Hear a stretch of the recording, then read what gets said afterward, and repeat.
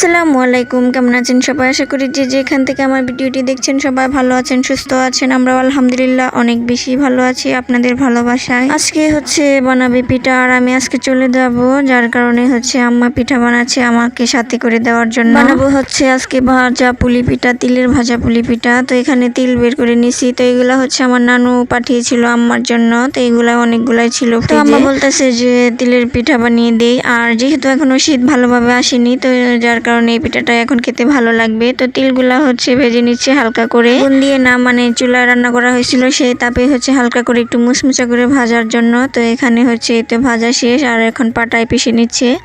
তো গুঁড়া করে নিয়েছে, সাথে নারকেলও বের করে নিয়েছি ফ্রিজ থেকে। তো আম্মা নারকেলগুলা ফ্রিজে মানে ড্রিপিং করে রেখে দেয়। তো এদিকে আরেকটা পাতিলে দুধ দিয়ে দিচ্ছে, আর দুধ দিয়ে আজকে একটু হালুয়া টাইপ বানিয়ে তারপরে পুরটা বানানো হবে আর কি। তো এখানে দুধ দিয়ে দিল, সাথে দিয়ে দিবে চালের গুঁড়ি।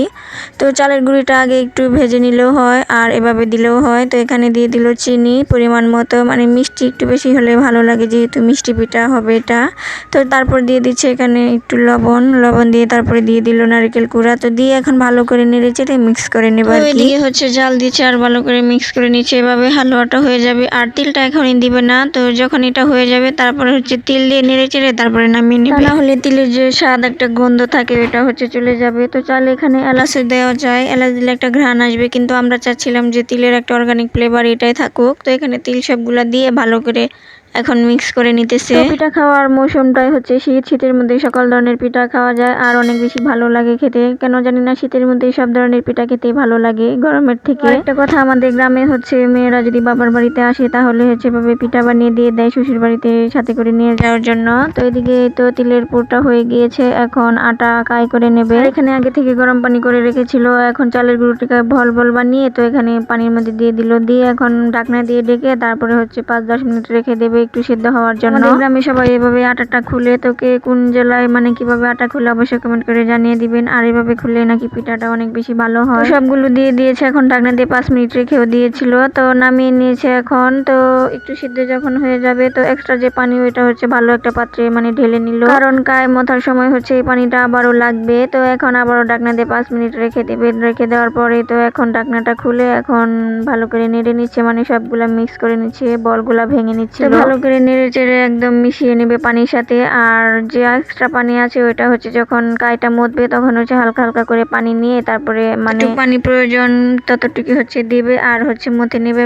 এভাবে করে একটা সুন্দর করে একটা ডো বানিয়ে নেবে। ডোটা বানানো হয়ে গিয়েছে, এখন এই তো পিঠাটাও বানাচ্ছে। আর এটা আমার আম্মা হাতে গোল গোল করে মানে শেপ দিয়ে, দেখতেই পাচ্ছেন কিভাবে বানাচ্ছে, এভাবে বানাচ্ছে। আর এভাবে বানালে পিঠাটা ফেটে যায় না, যেহেতু এটা শুকনো তাওয়ায় ভাজা হবে। আর বেলুন পিড়ি দিয়ে বানালে হয় কি পিঠাটা ফেটে যায়। তো এভাবে হাত দিয়ে চেপে চেপে আর কি বানালে এই পিঠাটা ভালো থাকে, ফাটে না, আর অনেক বেশি ভালো থাকে। তো এভাবে আমার আম্মার কাছে নাকি অনেক সহজ মনে হয়, তার কারণে আম্মা হাত দিয়ে এভাবে বানাচ্ছে। আমি বলেছিলাম যে পিড়িতে করে বেলে তারপরে বানাও, আম্মা বললো যে না, এভাবে বানালে ভালো হয়, আর ভাজতে সময় ফেটে যায় না, তার কারণে এভাবে বানাচ্ছে। তো এখন ভিতরে পুরো দিয়ে দিচ্ছে, তো দিয়ে এখন মুখটা একটু চেপে বন্ধ করে। তো এই পিঠাটাকে কে কোন জেলায় কি নামে পরিচিত অবশ্যই কমেন্ট করে জানিয়ে দিবেন। আমাদের এখানে এটাকে ভাজা পুলি পিঠা বলা হয়। যে পিঠাটা ভাজা হবে এটা শুধু শুকনো তাওয়ায় ভাজা হবে, কোনো তেল দেওয়া হবে না। আরেকভাবে বানানো যায়, ডুবো তেলে ভাজা হয়, আরেকটা সিদ্ধ করে বানানো হয়, সেটাকে সিদ্ধ পুলি পিঠা বলে। তো আম্মাকে বলছিলাম ওইভাবে বানানোর জন্য, আম্মা বললো যেভাবে আজকে বানাই,